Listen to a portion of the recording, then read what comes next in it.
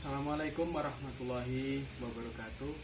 Masih bersama Yoyo Agus Wahyudi, calon guru penggerak angkatan 4 dari Kabupaten Nganjuk, Jawa Timur. Hari ini saya akan memberikan koneksi antar materi, yaitu pembelajaran 3.2.A.9, yaitu pemimpin dalam pengelolaan sumber daya. Hal pertama yang saya lakukan adalah berikan tantangan untuk membuat kesimpulan dan juga koneksi antar materi yang telah diberikan dalam modul guru penggerak. Baik, seperti yang kita tahu bahwasanya filosofi Ki Hajar Dewantara, tujuan dari pendidikan adalah tercapainya kesejahteraan dan kebahagiaan lahir batin oleh benih-benih atau peserta didik. Untuk menggapai sebuah impian atau tujuan dan kebahagiaan tentu dilakukan tidak hanya sekedar, tetapi harus dengan paradigma, dengan proses dan belajar. Salah satunya yang kita lakukan adalah melalui pembelajaran berdiferensiasi atau pembelajaran yang mengakomodasi kebutuhan murid, belajar murid. Dari sini semua murid diberikan kebebasan untuk belajar sesuai dengan minat dan bakatnya. Ada juga tentang budaya positif. Budaya positif adalah hal-hal positif yang dilakukan oleh siswa dari hati nurani sendiri, bukan karena paksaan, tapi karena keterbiasaan. Dan itulah hal yang dimunculkan untuk menggapai pembelajaran yang berprofil pelajar Pancasila. Berikutnya adalah tentang pembelajaran sosial emosional. Pembelajaran sosial emosional bukan hanya digunakan oleh guru sendiri, tetapi juga bisa diberikan kepada murid bagaimana mereka belajar dengan mengontrol emosinya, tidak mudah emosi, dan juga mereka akan merasa bahwasanya belajar itu adalah menyenangkan, menginstil bahwasanya pembelajaran adalah menyenangkan. Dan bagi seorang guru, mereka tidak akan mudah emosi, tetapi bagaimana mengelola sebuah keadaan menjadi lebih baik dengan pembelajaran sosial emosional. Berikutnya adalah praktek kucing. Praktek kucing adalah sebuah proses bagaimana seorang coach memfasilitasi dan menstimulus kepada kucing supaya mereka mampu menyelesaikan masalah dengan pola pikir mereka sendiri. Jadi bukan kita yang menyelesaikan masalah, tetapi dari instilling atau kemunculan ide-ide yang dilakukan oleh seorang coach kepada seorang kucing. Pada intinya seorang kucing akan menyelesaikan masalahnya sendiri, dan seorang coach hanya menjadi instiller atau sebagai pemicu. Berikutnya adalah pengambilan keputusan sebagai pemimpin pembelajaran. Ini adalah hal yang sangat penting sekali, bahwasanya ada sebuah dilema yang pasti terjadi ketika kita berada di sekolah, baik dengan rekan guru, baik dengan teman sejawat, atau dengan anak-anak. Nah, pembelajaran inilah yang sangat penting dilakukan, yaitu bagaimana kita mengambil sebuah keputusan antara benar melawan benar, bukan benar melawan salah. Keputusan yang kita ambil harus benar-benar berpihak kepada murid, harus benar-benar diikuti dengan fakta yang ada, dan sebuah fakta yang benar-benar dilakukan dengan ketelitian, baru kita bisa mengambil keputusan. Di sini ada 4 prinsip, ada 3 prinsip, ada 4 paradigma, dan ada 9 langkah cara-cara pengambilan keputusan. Berikutnya adalah pemimpin dalam pengelolaan sumber daya. Di sini kita sebagai seorang pemimpin, sebagai seorang guru atau sebagai seorang guru penggerak, mampu mengelola aset yang ada di dalam sekolah kita masing-masing. Aset-aset yang ada itulah yang kita gunakan untuk mengembangkan peserta didik, bukan kita berpikir berbasis masalah, tetapi berpikir berbasis aset. Hal yang sudah kita miliki, hal yang sudah positif akan kita gunakan untuk mengembangkan sekolah yang ada.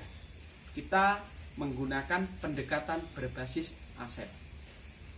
Dari kesekian materi tersebut, itulah hubungan antar materi, di mana untuk menggapai tujuan pendidikan yang sudah disematkan oleh Ki Hajar Dewantoro, kita harus benar-benar mengaplikasikan dari budaya positif, pembelajaran berdiferensiasi, sampai dengan 3.2 saat ini, yaitu pemimpin dalam pengelolaan sumber daya. Jika semua itu sudah kita lakukan, maka tujuan dari pendidikan akan sangat mudah tercapai, yaitu bahagia, sukses, lahir dan batin. Pertanyaan berikutnya, buatlah kesimpulan tentang apa yang dimaksud dengan pemimpin pembelajaran dalam pengelolaan sumber daya. Yang dimaksud di sini adalah kita sebagai seorang guru, kita sebagai seorang pemimpin pembelajaran, kita sebagai seorang guru penggerak mampu memetakan aset yang dimiliki oleh sekolah. 2, mampu mengoptimalkan aset yang dimiliki sekolah. Dan yang ketiga adalah mampu mengelola aset yang dimiliki sekolah. Selama ini kita menggunakan paradigma berbasis masalah. Tetapi dengan pembelajaran ini, maka paradigma kita sudah berbeda.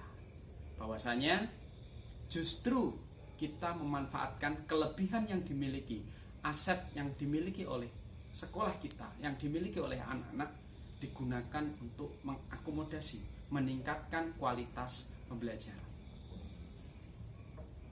Pertanyaan nomor 3, bagaimana hubungan pengelolaan sumber daya yang tepat akan membantu proses pembelajaran murid menjadi lebih berkualitas? Begini, hubungannya adalah sangat erat.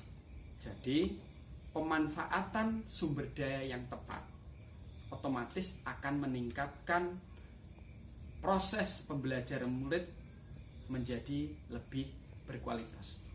Misalkan di sekolah kita memiliki gazebo. Selama ini gazebo digunakan anak-anak hanya untuk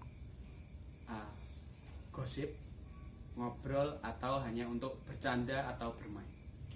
Tetapi gazebo juga bisa dimanfaatkan untuk pembelajaran. Misalkan digunakan untuk tari, praktek deklamasi, puisi, mengerjakan PR, tugas, keluar dari kelas biar tidak boring. Semua itu bisa dilakukan menjadi pembelajaran yang menyenangkan. Berikutnya adalah bagaimana materi ini juga berhubungan dengan materi lain. Seperti yang sudah saya jelaskan sebelumnya, bahwasanya seluruh materi yang ada di LMS itu saling berkaitan. Misalkan pembelajaran berdiferensiasi, pembelajaran sosial emosional, kucing, dilema etika sebagai pemimpin dalam pembelajaran. Semua itu berkaitan, yaitu tujuannya satu, berpihak pada murid dan sesuai dengan tujuan pendidikan yang disematkan oleh filosofi Ki Hajar Dewantoro, yaitu menuntun peserta didik supaya bahagia dan sukses lahir dan batin. Berikutnya, bagaimana hubungan antara sebelum dan sesudah Anda mengikuti pelatihan? Ketika sebelum saya mengikuti pelatihan guru penggerak, setiap ada rapat, kita para guru, otomatis saya juga, selalu membahas masalah yang terjadi, tapi bukan menggunakan kelebihan apa yang sudah kita miliki. Jadi kita lebih pendekatannya adalah problem based asset. Jadi pendekatan berbasis masalah. Setelah saya mempelajari model ini, saya baru memahami bahwasanya akan sangat lebih baik, akan sangat lebih bermanfaat jika kita menggunakan paradigma yang berbeda, yang berlawanan, yaitu mengedepankan aset atau keunggulan yang dimiliki oleh peserta didik, sekolah, teman sejawat, dan seluruh komunitas yang ada di sekolah. Itulah perubahan yang sudah saya alami dan saya rasakan. Berikutnya adalah kesimpulan. Baik, kesimpulannya adalah seperti ini.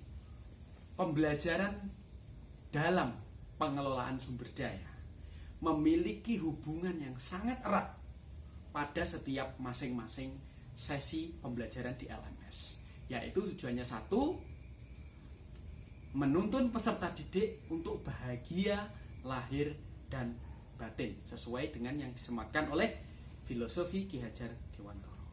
Cukup sekian dari saya. Terima kasih. Wassalamualaikum warahmatullahi wabarakatuh. Salam guru penggerak.